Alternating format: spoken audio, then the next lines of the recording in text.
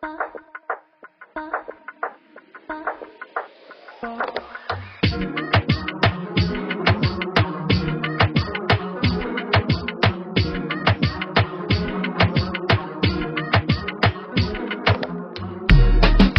back to another episode of Emotional Nightmares. I am your host. My name is Tyler, and excuse me. And on today's episode, we got a special guest with us named Josh. So Josh wrote a memoir, right? I Know How to Sit in the Dark, which I love the name of the title.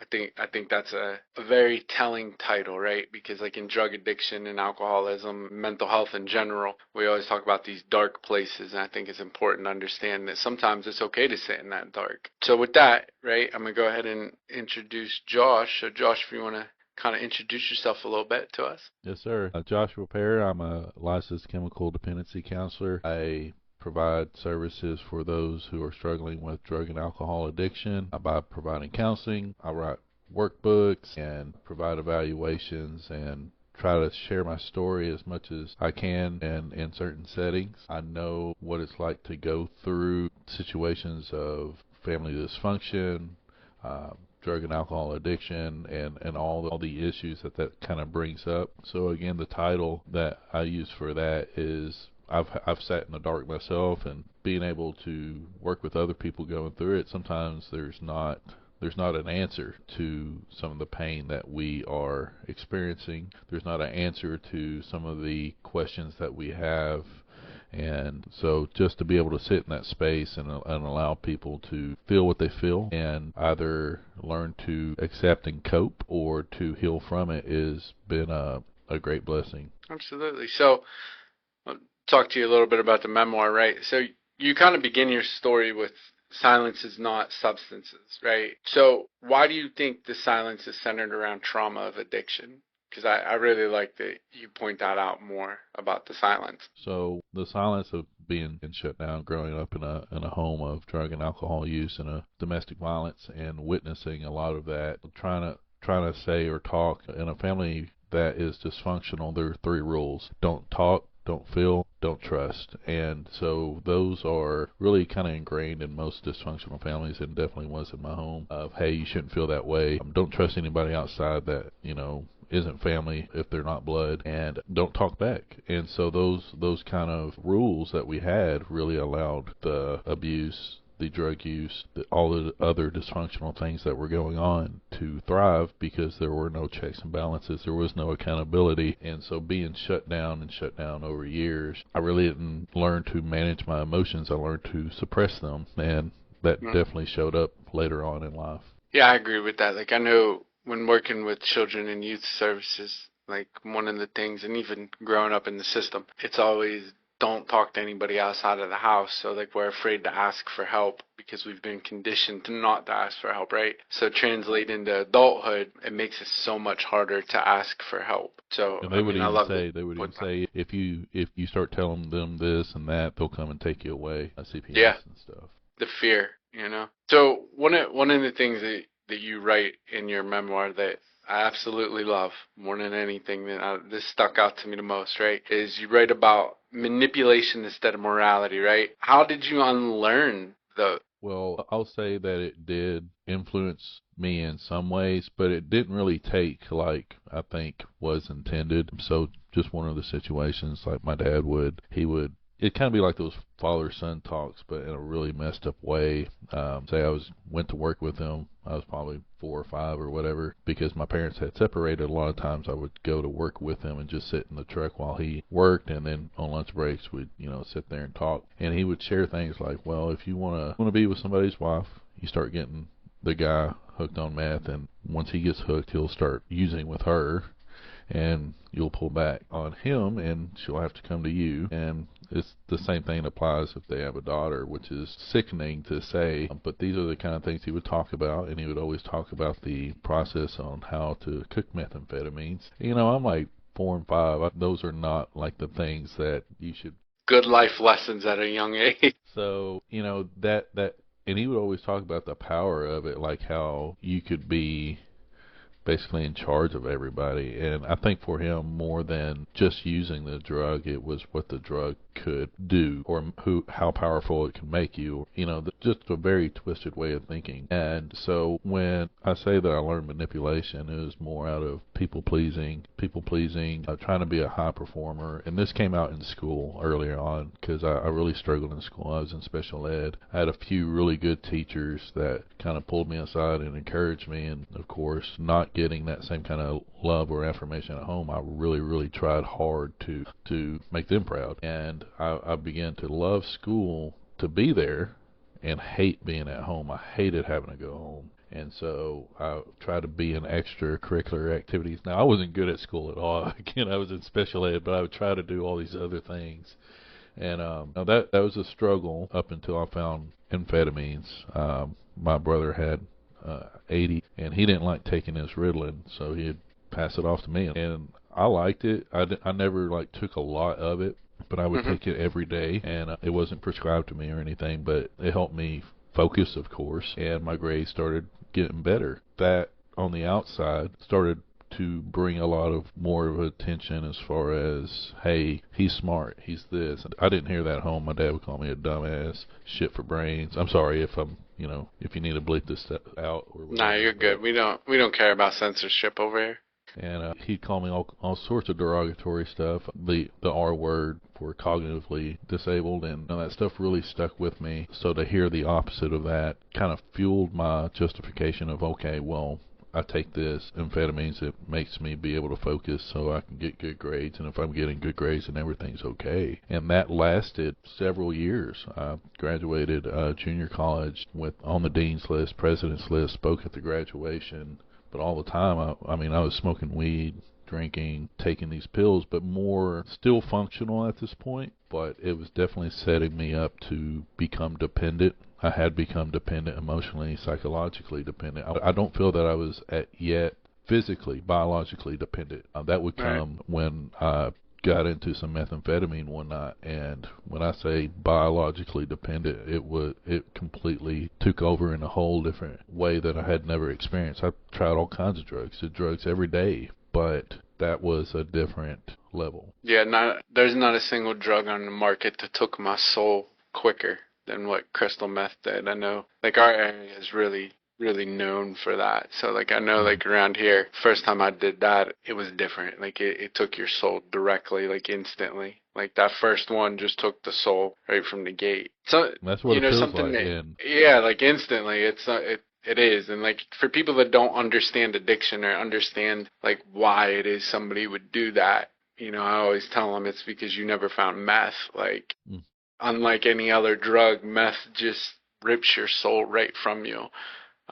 Right from the gate, But something else that you said that I relate to a lot, right, is you had said you weren't chasing a high, you're chasing stability. How has that shaped your understanding of addiction today? So that's all retrospect to after I got married, and at this point I was about 3 years clean and sober, but it really exposed a lot of other issues that I hadn't yet addressed, like insecurities and fears that I didn't know were there, and they came out as anger. And so I had an opportunity to go see a counselor, and I took it. And she introduced me to Adult Children of Alcoholics Anonymous, which is more focused on the family. It's a 12-step. I was like, no, I'm good. I've done AA, I've done NA, I've done Serenity, I've done Celebrate Recovery. I've done it all. I'm 12-stepped out. But she was like, please give it a chance. And I did, and it really stepped on my toes, and I liked it because what it did is it gave me a language that I wasn't of what I was feeling, what I experienced, and the problems I was having. It gave me the vocabulary to be able to put it into words. And so with Adult Children of Alcoholics Anonymous, drugs and alcohol play a big part of it, but it all comes down to control and how basically with drugs and alcohol, when your life becomes unmanageable, we know what that looks like. Stealing, all the violence, or all the other insanity that goes along with it. But with control, it looks a little bit different. You may look great on the outside, but on the inside, you have this turmoil that you're experiencing, and we call that emotional intoxication. So another great part of the book is when it's talking about how productivity does not equal manageability. So you can have a great job, be a high performer, everything, you be clean and sober, going to all your meetings, but on the inside, if you're not taking care of your emotional sobriety, the decisions and your reactions are going to be greatly affected. So kind of back to the control part of it, looking back on my addiction, it was all about controlling my emotions, especially in the beginning. When I first found marijuana, it calmed me down, and I was like, well, I need this substance to make me feel this way. Well, like I said, when I found that the Ritalin, Adderall, 5-ants, it gave me that edge that I could focus. So then I could, in the beginning, I wasn't using a lot. I would just use every day in a specific amounts because I wanted to stretch it out. So when I started asking, when I have clients, I was like, well,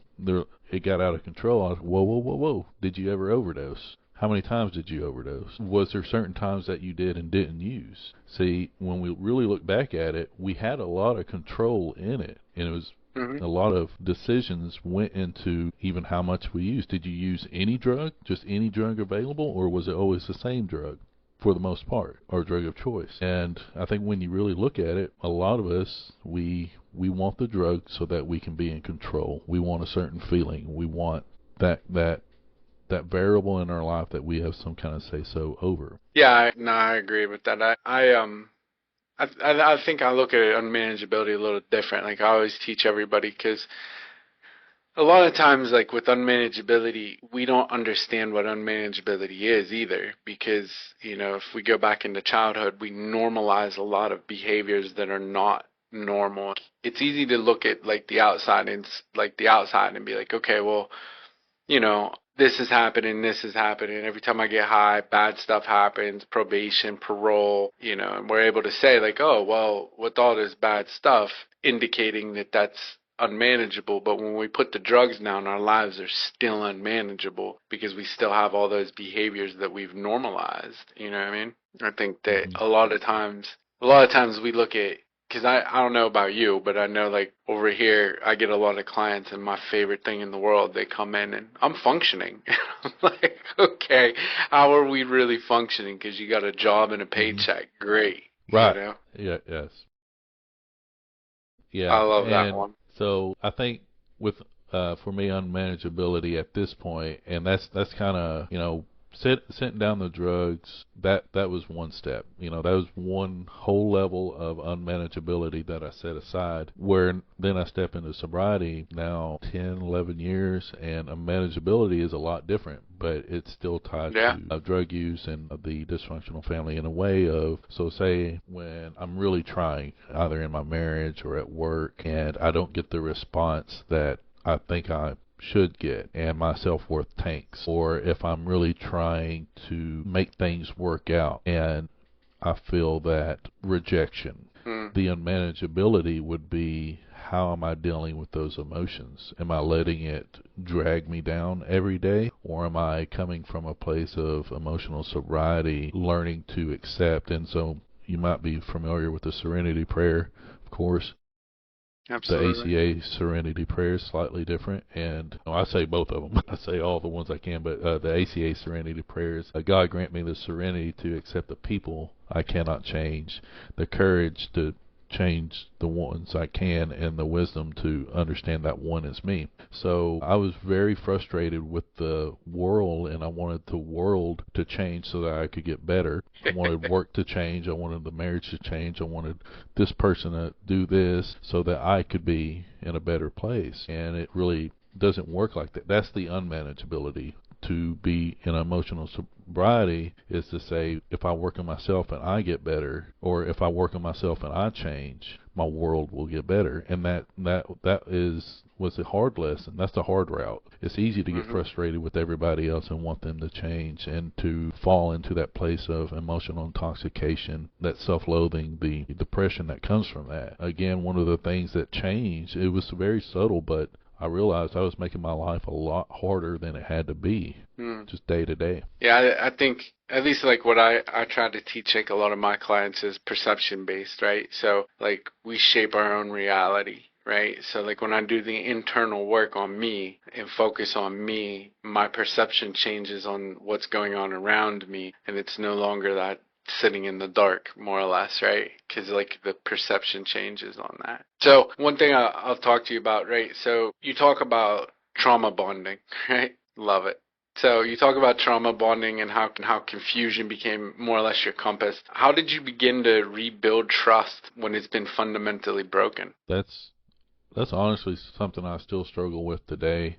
Um, Especially looking at my dad and my mom. No disrespect towards them. We have the lives that we have, but when the people that you love are the ones that are. So in my dad's case, I feel like his manipulation and abuse was very direct, targeted, and more intentional, more thought out. Where my mom, she has a lot of mental health issues. I feel like all of that was a byproduct and less intentional. And I say that because I watched her put herself a lot through just as much pain as she put other people through. So it was just a little different, But when you have that experience of the people that you love are the ones that are hurting you, I was carrying that into my relationships today, which was not fair to my wife. It wasn't fair to myself, trying to give us, a better chance for us to have a good relationship. I was just bringing all that old baggage in. The thing was, I wasn't aware I was doing that until I learned more about it. And to make better decisions by being informed of where that stuff is coming from, where those feelings are coming from. Because how I'm feeling based off whatever situation is going on may or may not even be valid. And so we had a conversation one night, and my wife said, "Your feelings are valid." I said, "You know what? They're not. Like, what I'm feeling right now has nothing to do with this. Like, they're just, I need to sit down, I need to process this, because it's not fair to you that, I can't make a decision based off these emotions, knowing Right. where they come from." And that kind of self-awareness really saves you more pain down the road. Hmm. Because of the fights that I had seen growing up. My dad dragging my mom across the floor by her hair, my mom busting my dad across the head with a beer bottle, the cussing, the fighting, all that. That would happen every time they would get in an argument. So I had an expectation every time that, an argument would happen, that's where it would go, just a very heightened emotional argument. I remember I had a mentor when I was early in recovery, and we're all musicians. They had me babysitting their daughter. I'm like, I can't do that. They're like, yeah, you can. Yeah, you can. They really encouraged me to step up and serve in that way, which I'm very grateful for now that they would even trust me. But I was riding in the car with them, and they were in the front seat, and they started bickering back and forth over a guitar pick, and my anxiety went way up. And you know what happened? Nothing. And that seems so, but it blew my mind. Like in my head, I'm like, they're about to get a divorce. They're about to, start fighting in this car. We need to pull over. Like that's the expectation I had. And at that point in life, I still was not aware of, that kind of level of baggage that I was carrying around with me. It wasn't until later when I got married and went to counseling that I became aware of those expectations I had. All the other stuff that goes along with living in a home that has drugs and alcohol in it. So since you brought up being a musician, I'll just jump to this question, right? So, because you talk about music and you talk about it both being a refuge and eventually a mask, right? Where does it live with your life now? Two-part question. How does it live with your life now, and how has it become safe again? That's another one of the things that I'm still working through. Well, I'm working through quite a bit right now. But music, it started out as definitely a safe place and expression. I could be loud when I felt shut down, especially we were talking about silence, being told to shut up, being told to not talk or not speak. Sometimes I would crank up that Marshall amp and start wailing on that Les Paul, and it was just to be loud felt so good. And later on, of course, with the praise and the all the compliments and the request to do this music or do that, and then the grades that went along with it. I did fairly. Music was my best subject, and again, all of that was on the outside success, but I was really just trying to make people think that I was okay when I really wasn't. Hmm. What it is today is something I've struggled with. I had attended a seminar when one of my favorite things to do was to get high and go walk around campus at one of the universities I was going at. And I was a classical guitar student, and they had a student uh, event on campus, and it was called Sex, Drugs, and Rock and Roll. And at this time, I hadn't even really thought about the word addiction. I was more of like, I just use drugs every day. It wasn't like, oh, I'm an addict. It was just, this is Right. what we do. So I was sitting there and I listened to it because it was called Sex, Drugs, and Rock and Roll. I was like, that's cool. And they were talking about the biological, the reward system, how it starts affecting your emotion, the parts of the brain that are responsible for emotions, the decision making part, the frontal cortex. And I just sat there and listened to it because I thought it was very interesting. I didn't know I would need that all them years later. I didn't think it applied to me at all. And so going around and playing at the different bar scenes and stuff, again, it was very much about just trying to make people that think I was okay. And where I'm at today with it is it's a hobby. It's something that I do to still connect with people. I have used it for, I'm not a music therapist, but I've used it in a recovery group to where it's like a process group. We look up songs and process the lyrics. Also, to learn coping skills, I've taught people how to play different instruments so that they can learn the different chords and express different emotions. So it's just at one point in my life, it was a way to express for myself and connect with other people. I had a lot of friends that were in music. And some of them used drugs, some of them didn't, but it was always the constant of music's how we connected. And so when I stepped into sobriety, it was very difficult, kind of back to the biological part. I wasn't able to get the same feeling. What I learned from that seminar was that when you use drugs, it releases dopamine. When you have sex, it releases dopamine. When you listen to that type of music or play that type of music, it releases dopamine. So when you have all three of those together, it's awesome, but it creates this very, very strong hold. And so when I lost the drugs and the sex part of it, and I just was left with the music, it was hard for me to enjoy it because you condition your brain. Basically, my brain was saying, well, where's the rest, right? So music was not the same. I went through a period to where I didn't even listen to music for 2 years. I just listened to either a motivational speech or just the sound of the wind when I was driving. I just now started recently kind of learning songs, playing with other people as far as learning some of their music and writing music, but it's nothing serious. It's just something to do for fun. Okay. So today, right, so back to the title of your thing here, right, Sitting in the Dark. Today, do you have a different outlook on that? Because at one point, I think of it as a metaphor, right? Because there's two sides to it. You either get stuck in the dark and you're kind of sitting there in a bunch of pain and misery, or you find peace within, right? Because I always tell people, like, sitting in the dark today, I find it more peaceful today. So, like, what does it mean to you today? Today, I sit in the dark with other people while they're in their darkness, and I'm comfortable in that space. A few of the personal experiences I had was, you mentioned how it stole your soul. I was in a bathroom one night. I had my bulb over the candle, and I'd used every light bulb in the trailer, every lighter up. All I had, I got all the way down to one match and one candle, and it was that Jesus candle, and I didn't want to do it. It was hard, like in my heart, I did not want to do it, but I could not stop. And so at that point, like, I knew something, I'd went too far. I got out a spoon, I started carving it out because I didn't feel right, but still, it didn't make any difference. I literally felt like I was carving out my soul, and I made this whole other blob of a candle to the right, like that was any better. And in retrospect, it was just a candle, but Right. still, I made a choice. There was a loss of personal control there, and so that was a big event.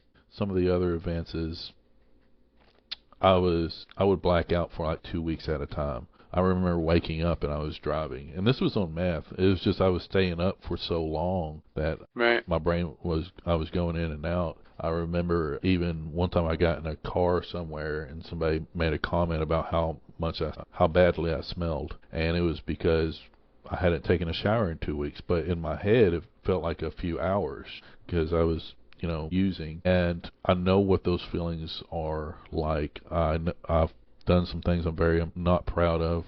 I've stolen, I've broken into houses, and that is not my personality.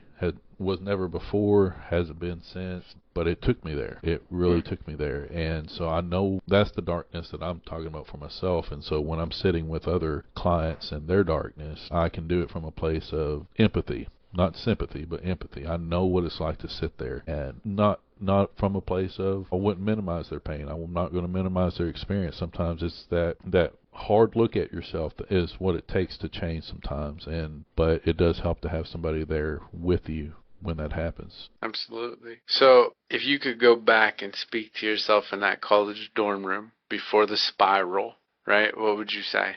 Would you change anything? He wouldn't have listened. He would have. I could have said whatever he would, but I'd let him know that, there's more people that have experienced what he's experienced, that he is not messed up. He is not broken. He's not crazy. There's some things that he needs to work on, but there's more people out there, that there's a whole life that he couldn't have imagined. Everything that he thought could never happen for him can happen. And that's something that I would say. If I would have tried to talk him out of using drugs or this or that, it wouldn't have got anywhere with him. Not at that point. It would have took my whole world falling apart. But at that time, that's one of the biggest reasons why I used it, because I didn't think there was any reason not to. I didn't have anything to lose, but I had everything to lose, really, and everything to gain. I just didn't see it like that. So I always ask people, and you've actually kind of answered this question, but I'll still ask the question because I ask it on every show. What was that moment where for lack of better terms, stuck in your head that you said, shit, I need to change something? What was that moment like? So the candle situation was just the beginning. I feel like that was the first thought that ever crossed my mind. Yeah. It didn't happen. It didn't happen there. That was at the beginning of that last, I think, about 2 years of just insanity. But it kept going. I even had a period to where I tried to take my life with pills. Very, very painful experience. And that was, you'd think that'd be rock bottom, and it wasn't. Probably lasted a week, maybe a week and a half before I was using again, just enough for my body to stop hurting, the pain to go away, and I was back doing what I was doing. There was a night, I remember my mom she was high, and she has some mental health issues like schizophrenia, and she was just talking to herself in the mirror, saying things like, I wish you were never born, you ruined my life. And she was indirectly talking to me. I was a couple rooms over, but saying it loud enough to where I could hear, and she kind of gets caught in these cycles of that and going on and on and on and on. And I had just gotten off work, and I spent my whole paycheck and put it all in my light bulb, my pipe. It was full of meth, and it just kept going. And it wasn't just an annoying, it was just like an agonizing, like sticking a knife in and turning it and turning it and turning it as she was saying these things. And I got so frustrated. I said, God, I don't want this life. And I threw it. I threw the whole light bulb at the wall. I think I said, I don't want to live like this. That's what I said. And it was a real shallow prayer. And I say that because my next thought was I should have smoked it first. But that was the last time that I used meth. And so from there, I walked out. It was really cold. There was ice and snow everywhere. That was the night that I broke into a house. I broke into the house because it was super cold, and I slept on their recliner. Thank you to whoever's recliner that was that night. And I left the next morning, and I went to my aunt's house and went to a sober living after that. But yeah, that's what it took. I think I was just done with the cycle, the over and over and over.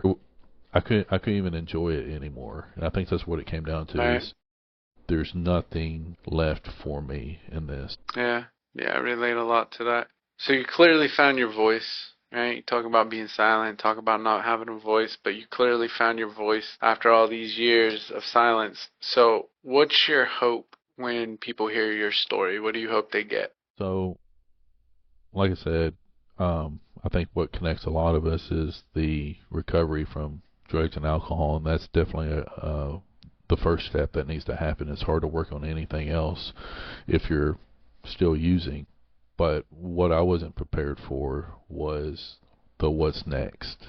The fear of authority, the fear of abandonment, rejection, the people pleasing, having trouble with self-love, all this other extra work that there was, and not understanding that why I was pushing people away was really out of a fear of being rejected. It's like, if I can cut off this first, then you can't leave me if I leave first. It's insane. It doesn't make any sense in the world. But where did that come from? I had to, go back and look at some of the earlier on events, like my mom leaving me in the parking lot. And my hope is that other people will hear this and say, okay, I'm clean and sober, I'm still struggling, or that there is more that I can work on or let go of, and my life can get even better than this now. And it's not easy. It's something that I still, like I said, I'm working on and struggling with. I still got stuff, but it's at the forefront of things I try to be conscious of, is staying grateful, recognizing the difference between what I'm in control of and what I have a choice, which is a daily